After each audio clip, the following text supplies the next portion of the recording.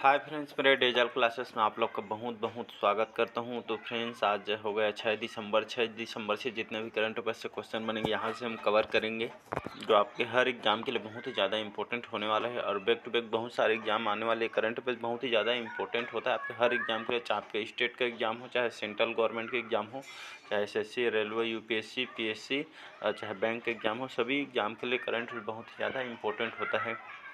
इसलिए current affair बहुत ज़्यादा इंपॉर्टेंट है। तो यहाँ से 7 से 8 क्वेश्चन आपके हर एग्जाम में करंट अफेयर से, जो आपके समसामयिक घटना से यहाँ पे क्वेश्चन पूछा जाता है।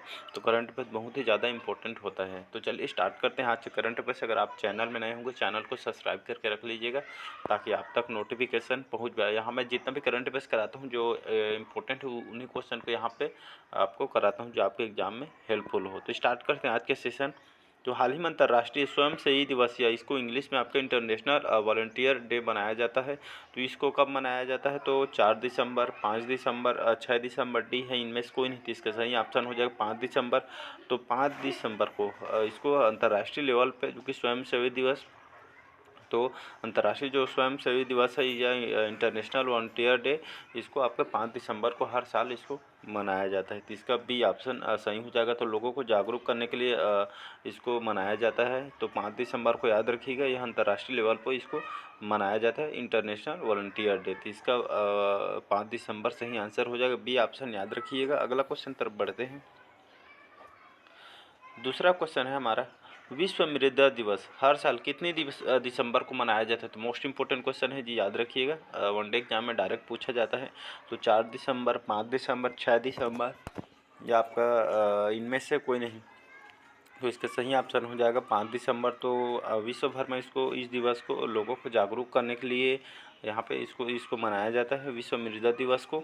तो 5 दिसंबर को विश्व मृदा दिवस लोगों को जागरूक करने के लिए, यहाँ पे बचाव के लिए, यहाँ पे लोगों को जागरूक करने के लिए इस दिवस को 5 दिसंबर को हर साल विश्व भर में इसको जो मृदा दिवस है, तो इसको हर साल 5 दिसंबर को मनाया जाता है। तो याद रखिए, विश्व मृदा दिवस 5 दिसंबर को हर साल मनाया जाता है, जो लोगों को जागरूक करने के लिए। अगला क्वेश्चन है, क्वेश्चन 3 हमारा, अंतर्राष्ट्रीय बैंक दिवस हर साल कितने दिसंबर को मनाया जाता है? तो 3 दिसंबर, 4 दिसंबर, 5 दिसंबर, डी है, इनमें से कोई नहीं। तो इसका सही ऑप्शन हो जाएगा 4 दिसंबर। तो 4 दिसंबर को हर साल इसको भी अंतर्राष्ट्रीय लेवल पे लोगों को जागरूक करने के लिए, अंतर्राष्ट्रीय लेवल पे बैंक दिवस आपके 4 दिसंबर को हर साल इसको मनाया जाता है। तो याद रखें, अंतर्राष्ट्रीय बैंक दिवस हर साल 4 दिसंबर को मनाया जाता है। इसका बी ऑप्शन सही हो जाएगा। अगला क्वेश्चन है,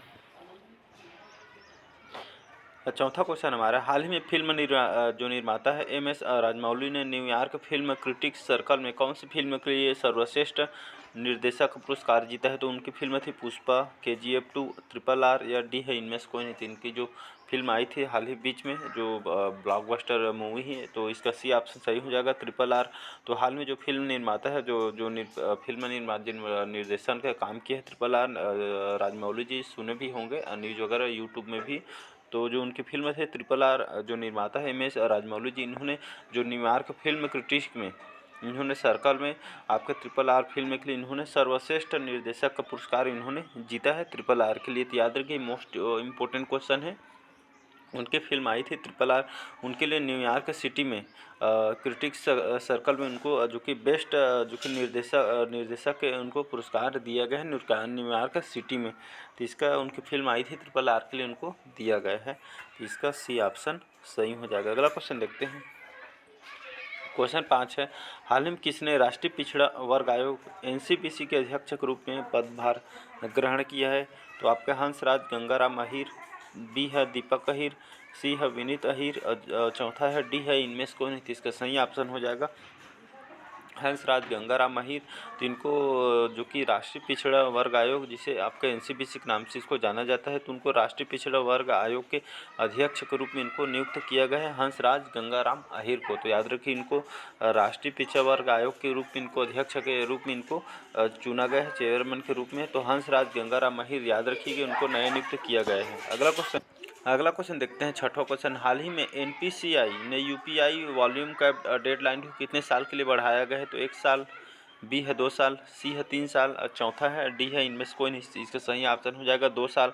तो हाल ही में एनपीसीआई, इसका फुल फॉर्म आइए समझते हैं। तो इसका फुल फॉर्म होता है एनपीसीआई का national payments corporation of India, इसका फुल फॉर्म होता है। इसका जो गठन है मुख्य रूप से ये जो कि भारतीय राष्ट्रीय आपका भुगतान निगम द्वारा, आरबीआई द्वारा इसको स्थापित किया गया है। यहाँ एक निगम है और इसकी स्थापना जो कि 2008 में इसको स्थापना किया गया है। तो इसको भारतीय राष्ट्रीय भुगतान निगम आरबीआई द्वारा इसको लॉन्च किया गया है। तो इसके जो स्थापना है 2008 से इसको स्थापना किया गया है। तो यहाँ आपके आप ट्रांजैक्शन वगैरह करते हैं तो इनके माध्यम से ट्रांजैक्शन होता है। आरबीआई द्वारा इसको लॉन्च किया। तो एनपीसीआई ने यूपीआई वॉल्यूम कैप डेडलाइन को लगभग 2 साल के लिए यहाँ पे डेट को बढ़ाया गया है। तो याद रखिए 2 साल के लिए यहाँ पे एनपीसीआई ने यहाँ पे यूपीआई वॉल्यूम कैप डेडलाइन को 2 साल के लिए यहाँ पे बढ़ाया गया है। तो आरबीआई द्वारा इसको भुगतान करने के लिए यहाँ पे ऑनलाइन ट्रांजैक्शन में सहायता के लिए इसको 2 साल के लिए बढ़ाया गया है। तो याद रखिए इसका बी ऑप्शन सही हो जाएगा। अगला क्वेश्चन देखते हैं यहाँ पे। क्वेश्चन 7 है हमारा, हाल ही में किसने भारत का पहला tax saver index fund launch किया है, जिसका नाम है आपका IIFL या ELSS निफ्टी, जो कि 50 टैक्स सेवर इंडेक्स फंड है। तो IIFL mutual fund, HDFC mutual fund या आपका UTI म्यूचुअल फंड या डी है इनमें से कोई नहीं। इसका सही ऑप्शन हो जाएगा IIFL म्यूचुअल फंड। तो हाल ही भारत का पहला tax saver index fund launch किया है इसने, और जिसका नाम है आपका IIFL म्यूचुअल फंड, जो निफ्टी द्वारा आपके 50 टैक्स सेवर इंडेक्स फंड है। तो इसका ए ऑप्शन याद रखिए। नाम को एग्जाम में डायरेक्ट क्वेश्चन पूछा जा सकता है। अगला क्वेश्चन है क्वेश्चन 8 है, हाल ही में भारत के प्रमुख connected life style tech brand Noise ने किसको अपनी स्मार्ट वॉच के लिए अपना नया ब्रांड एम्बेसडर या ब्रांड एम्बेसडर इनको नियुक्त गया है, बनाया गया है। तो सूर्य कुमार यादव, रोहित शर्मा, विराट कोहली, डी है इनमें से कोई नहीं। ये इसका सही ऑप्शन हो जाए सी ऑप्शन विराट कोहली। तो हाल ही में इनको भारत की जो प्रमुख connected life style tech brand है, इनका जो कंपनी है नाइस, तो इन्होंने अपनी स्मार्ट वॉच के लिए आपके जो विराट कोहली है, जो कि भारतीय टीम के अभी जाने माने खिलाड़ी हैं, कप्तान है विराट कोहली, जानते भी होंगे। तो उनको नए ब्रांड एम्बेसडर उनको बनाया गया है। तो याद रखिए जो भारत की जो प्रमुख connected life style tech brand है नाइज, जो कि स्मार्ट वॉच कंपनी है, तो इनके ब्रांड एम्बेसडर विराट कोहली को बनाया गया है। तो अभी जो कि इसका एडवर्टाइज वगैरह दिखाते आपको, इसको जल्द ही देखने को मिला है। तो इनके ब्रांड एम्बेसडर बनाया गया, जो स्मार्ट वॉच के इनके लिए ब्रांड एम्बेसडर बनाया है। तो इस स्मार्ट वॉच के लिए आपको एडवर्टाइज में देखने को लिए कुछ दिन में मिलना स्टार्ट हो जाएगा। तो इसका विज्ञापन अब विराट कोहली जो कि इसको दिखाएंगे। तो इसका सी ऑप्शन सही हो जाएगा। याद रखिए जी विराट कोहली को इसी स्मार्ट वॉच के लिए ब्रांड एम्बेसडर इसको बनाया गया है। तो इसका सी ऑप्शन सही हो जाएगा। अगला क्वेश्चन है, सेबी की मंजूरी के बाद IDFC म्यूचुअल फंड का नाम बदल कर क्या किया जाएगा। तो बंधन mutual fund, HDFC mutual fund या ICICI म्यूचुअल फंड या डी है इनमें से कोई। तो सेबी की मंजूरी के बाद जो आपका IDFC म्यूचुअल फंड का नाम यहाँ पे बदल कर यहाँ पे बंधन म्यूचुअल फंड रखा गया है। तो याद रखिएगा। तो सेबी जानते होंगे, तो सेबी को तो जानते ही होंगे। सेबी का फुल फॉर्म होता है securities and exchange board of India, इसका फुल फॉर्म होता है। इसका हेडक्वार्टर मुंबई महाराष्ट्र में है। इसके जो फाउंडर है भारत सरकार द्वारा इसको लाया गया है। इसकी स्थापना 30 जनवरी 1992 में इसकी स्थापना किया गया है। जो कि संस्थापक या कार्यपालक आपके अजय त्यागी इसके अध्यक्ष हैं। याद रखिए सेबी जो कि जानते होंगे। तो इनको इसका फुल फॉर्म होता है securities and exchange board of India. इसका फुल फॉर्म तो एग्जाम में डायरेक्ट पूछ लिया जाता है। तो हाल ही में इनकी मंजूरी के बाद जो IDFC म्यूचुअल फंड है, इसको नाम चेंज कर अब इसको बंधन म्यूचुअल फंड रखा गया है। तो इसका ए ऑप्शन सही हो जाएगा। अगला क्वेश्चन देखते हैं। यहाँ पे 10वां क्वेश्चन है, हाल ही में भारतीय नागर विमानन जो संगठन जिसे ICAO कहा जाता है, जिसे एविएशन सेफ्टी रैंकिंग में भारत कौन से स्थान पर रहा है या आपका आ गया है। तो आपके 47वें स्थान पर, 48वें स्थान पर, 39वें स्थान पर या डी है इनमें से कोई नहीं। तो इसका सही ऑप्शन हो जाएगा 48वें। याद रखिएगा। तो हाल में भारतीय जो नागर विमानन संगठन है ICAO, तो एविएशन सेफ्टी रैंकिंग में भारत का जो कि इसको 48वें स्थान पर जो कि आ गया है। तो याद रखिए कि जो आपके भारतीय नागर विमानन संगठन है एविएशन सेफ्टी रैंकिंग में, तो एविएशन सेफ्टी रैंकिंग में भारत को जो कि यहाँ पे 48वें स्थान दिया गया है। तो इसका बी ऑप्शन याद रखिएगा। अगला क्वेश्चन देखते हैं यहाँ पे, US think early warning project की हालिया रिपोर्ट के अनुसार भारत उन देशों को कौन से स्थान पर है जो 2022 से और 2023 में सामूहिक हत्या के लिए सबसे अधिक जोखिम में है। तो आपका 6वें स्थान पर, 7वें स्थान पर, 8वें स्थान पर या डी है, इनमें से कोई नहीं, इससे सही ऑप्शन हो जाएगा सी ऑप्शन 8वें स्थान पर। तो US think tank early warning project के हालिया रिपोर्ट का जो यहाँ पे भारत उन देशों को कौन से स्थान पर रखा गया है जो आपके 2022 और 23 में सामूहिक हत्या के लिए सबसे अधिक जोखिम में इसको रखा गया है आपके 8वें स्थान पर। इसी तरह इसका सी ऑप्शन सही हो जाएगा। तो 2022 और 23 में सामूहिक हत्या के लिए सबसे अधिक जोखिम में 8वें स्थान पर रखा है आपके US thing early warning project हालिया रिपोर्ट के अनुसार इसको बनाया गया है।